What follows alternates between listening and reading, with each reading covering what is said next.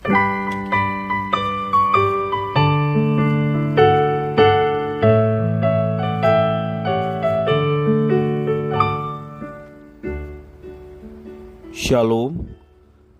Devosi Keluaran pasal yang kedua, ayat 1 sampai yang ke-10, demikian firman Tuhan. Seorang laki-laki dari keluarga Lewi kawin dengan seorang perempuan Lewi, lalu mengandunglah ia dan melahirkan seorang anak laki-laki. Ketika dilihatnya bahwa anak itu cantik, disembunyikannya 3 bulan lamanya. Tapi ia tidak dapat menyembunyikannya lebih lama lagi. Sebab itu diambilnya sebuah peti pandan, dipakalnya dengan gala-gala dan ter, diletakkannya bayi itu di dalamnya dan ditaruhnya peti itu di tengah-tengah teberau di tepi sungai Nil. Kakaknya perempuan berdiri di tempat yang agak jauh untuk melihat apakah yang akan terjadi dengan dia. Maka datanglah putri Fir'aun untuk mandi di sungai Nil. Sedang dayang-dayangnya berjalan-jalan di tepi sungai Nil, lalu terlihatlah olehnya peti yang di tengah-tengah teberau itu. Maka disuruhnya hambanya perempuan untuk mengambilnya. Ketika dibukanya, dilihatnya bayi itu dan tampaklah anak itu menangis. Sehingga belas kasihanlah ia kepadanya dan berkata, "Tentulah ini bayi orang Ibrani."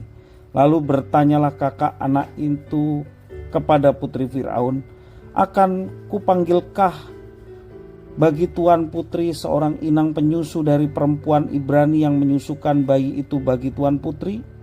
Sahut putri Fir'aun kepadanya, "Baiklah."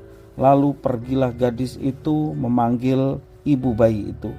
Maka berkatalah putri Fir'aun kepada ibu itu, "Bawalah bayi ini dan susukanlah dia bagiku, maka aku akan memberi upah kepadamu."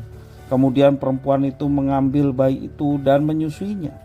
Ketika anak itu telah besar, dibawanyalah kepada putri Fir'aun, yang mengangkatnya menjadi anaknya dan menamainya Musa, sebab katanya, "Karena aku telah menariknya dari air." Demikian firman Tuhan. Orang tua adalah figur penting dalam keluarga, juga dalam rencana Allah bagi umat. Ini kita lihat dalam hidup Musa.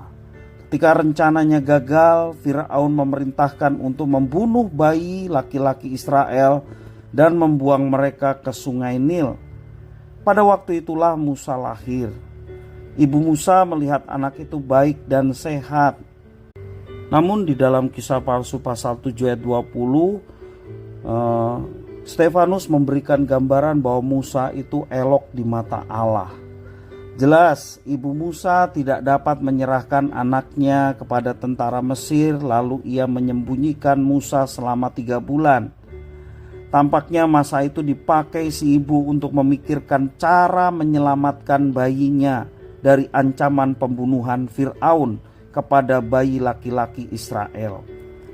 Karena sesudah masa 3 bulan, ia meletakkan bayinya dalam peti dan menghanyutkannya di sungai Nil. Tentu bukan kebetulan jika si bayi hanyut dengan melewati tempat putri Fir'aun mandi. Bukan kebetulan pula jika sang putri memutuskan untuk memelihara bayi itu, meski ia memperkirakan bahwa bayi yang ditemukan itu adalah bayi orang Israel. Tidak tersirat kekhawatiran mengenai perintah sang raja menyangkut bayi Israel yang semestinya harus dibinasakan. Kakak Musa, Miriam, yang mengikuti perjalanan bayi Musa di sungai Nil, langsung mendatangi putri Fir'aun dan menawarkan diri untuk mencari inang penyusu. Kita perhatikan dalam kisah ini, apakah sebijak itu kakak si bayi? Tentu ibu mereka pegang peranan di dalam hal ini.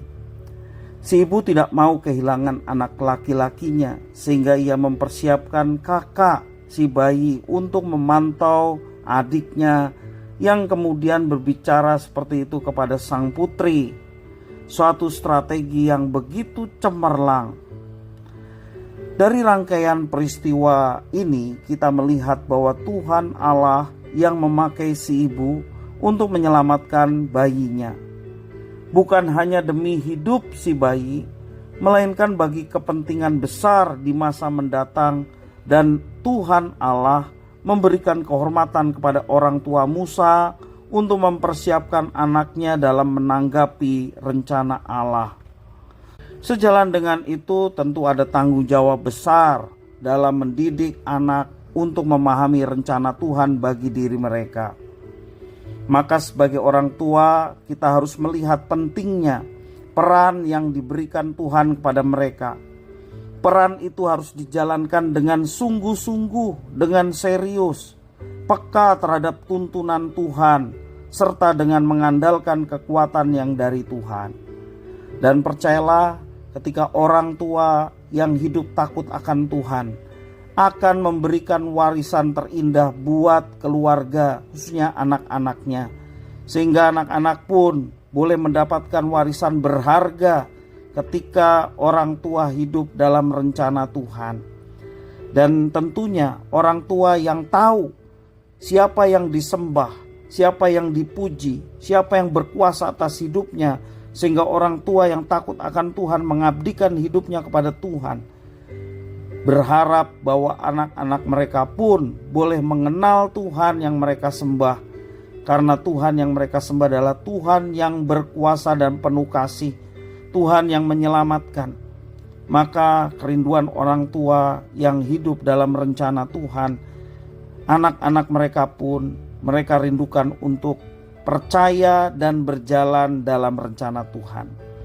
Karena itu sebagai orang tua, mari kita memberikan teladan bagaimana hidup bersandar dan mengikuti apa yang direncanakan oleh Tuhan, sehingga hidup kita pun boleh menjadi berkat buat anak-anak kita, sehingga mereka satu saat boleh memutuskan dalam hidupnya oleh karena pengaruh bijaksana dari orang tua dalam membimbing dan membawa anak mereka kepada Tuhan. Satu saat mereka boleh mengambil keputusan penting untuk bisa menjadi pengikut Tuhan yang setia. Tentunya Tuhan di dalam Yesus Kristus yang berkuasa dan juga menyelamatkan manusia. Dan kiranya kita sebagai orang tua selalu minta pimpinan Tuhan.